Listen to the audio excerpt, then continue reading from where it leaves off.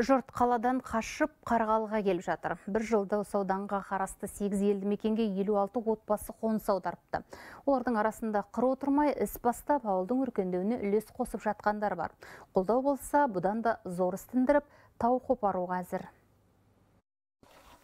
Саламат Шамұратовтың Желтау ауылына көшіп келгеніне көп бала қоймаса да елді мекенге үйренісіп алған. Бала күннен еңбек қоры өскен ол қалада көлік жүргізушісі болып жұмыс істеген. Ал ауылда су сорғыш техника мен дөңгелек жөндеу шеберханасының қожайыны. Соңғы аталған кәсіп арқылы желтаулықтарға жақсы танылды. Себебі Саламат қана алғашқы жөндеу ісін қолға алып, жерлестерге қызмет көрсетіп жүр. Ал қажетті жабдықты қайтарымсыз гранттың көмегімен алған. Оборудованиелерін алдым, сол бәріне жетті әйтеуір. Қазір шүкір әйтеуір жүріп жатыр. Сезонда көмекке балдарды шақырам. Сонымен күзде, көктемде қысқы доғалақ саламыз, жазда жазғы доғалақ саламыз, көктемде саламыз. Айлығын төлейсіз? Оларға айлығын төлеп. Саламаттың отбасында 6 бала өсіп келеді. Еңбекқорлыққа баулу жанұяда қалыптасқан әдет. Үйдің үлкендері де бүгінде ауыл ішінде сүт қабылдап, одан құрт, ірімшік және өзге де өнім түрлерін жасауды қалыпты жолға қойған. Енді істерін кеңейтпек ойлары бар. Мал ұстайды ауылдың адамдары, сол сүттің өнімін енді творог, қаймақ, айран жасап ауылға қалаға жіберіп тұрмыз.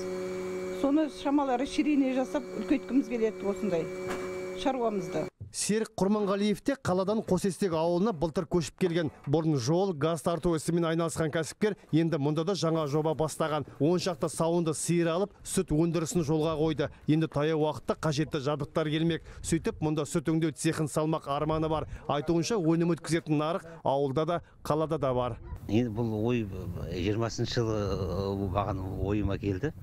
Карантин уақытында. Негізі таза тамақ, таза ауа деген дұрыс болар осы. Атамыз, бабамыз неден шықты, ауылдан шықты, ауылға барайын деген. Ауыл аманатына қатысып жатырмын. Енді оборудовниелер алғым келеді сол. Жоспар сызып, бәрін журналға жазып қойдым. Мамандар ауылға көшіп келушілердің көбейе түсуін Қарғалы ауданының құнарлы жерімен байланыстырады. Өлке мал, егін шаруашылығынан өзге туризмге де қолайлы. Соңғы бір жыл ішінде ауылға қоныс аударғандар балық түрлерін көбейтуге де ден қойған. Аудан бойынша барлығы 8 ауылдық округ бар.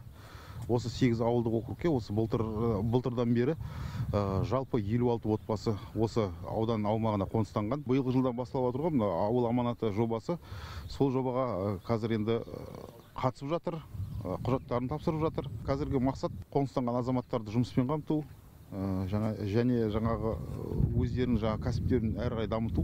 Қазір ауылға көшіп келгендердің бірқатары ауыл аманаты жобасына қатыспақ ниетте. Оның аясында аудан бойынша 220 миллион теңге болатын 60 жобаға өтініш берген. Әнуарбек Мырзатайұлы, Болатбек Молдағалиев, Ақтөбе облысы, Хабар 24.